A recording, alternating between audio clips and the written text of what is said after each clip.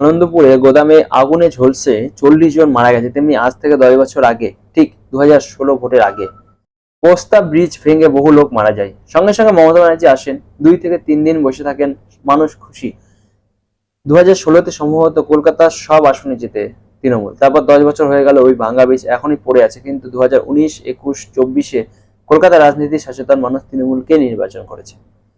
কিন্তু কেন আজও ওই ব্রিজ ভেঙে ওখানে পড়ে আছে? আসলে সরকার কর্মী নিয়োগের মতো বাজে খাতে খরচ করে না, কেবল দপ্তরে স্থায়ী কর্মী নেয় না, নিলেও প্রয়োজনের তুলনায় কম। ওই ভাঙ্গা ব্রিজ সারাতে যত খরচ, সেই টাকায় বহু মানুষকে বিভিন্ন সামাজিক প্রকল্প এনে ভোট কেনা যাবে যে। ঠিক এইভাবে শিক্ষা, স্বাস্থ্য থেকে দমকল, পরিবেশ সব দপ্তরে লোক নিয়োগ বন্ধ। আজ আনন্দপুরে আগুন লাগায় আমরা বুঝলাম কেন দমকলে দপ্তরে স্থায়ী লোক দরকার, কেন স্বাস্থ্য দপ্তরে অভিজ্ঞ ডাক্তার প্রয়োজন। 20,000 স্কুল বন্ধ হওয়াতে বুঝতে পারছি কেন স্থায়ী শিক্ষক প্রয়োজন। 60 লাখ আসনে কলেজ খালি হওয়ায় বুঝতে পারছি কেন কলেজে স্থায়ী শিক্ষক প্রয়োজন। মমতা ব্যানার্জি 94টা সামাজিক প্রকল্পে খরচ করেন দক্ষিণ ও পশ্চিম ভারত, তাহলে 194টা প্রকল্প চাইলে ভোট জিততে পারে। সেটা তারা করে না কেন? তারা বোকা, না তারা ভোট জেতার ইচ্ছে নেই? আসলে দায়িত্ববোধ আছে তাদের। তারা পরের প্রজন্মের জন্য ভাবেন। কর্ণাটকের মতো উন্নত রাজ্যে 5 বছর সরকার পাল্টায়, আমাদের রাজ্যে দশকের পর দশক এক সরকার, কিন্তু দিনের শেষে আমাদের ছেলেমেয়েরা ওদের রাজ্যেই চাকরি করতে চায়।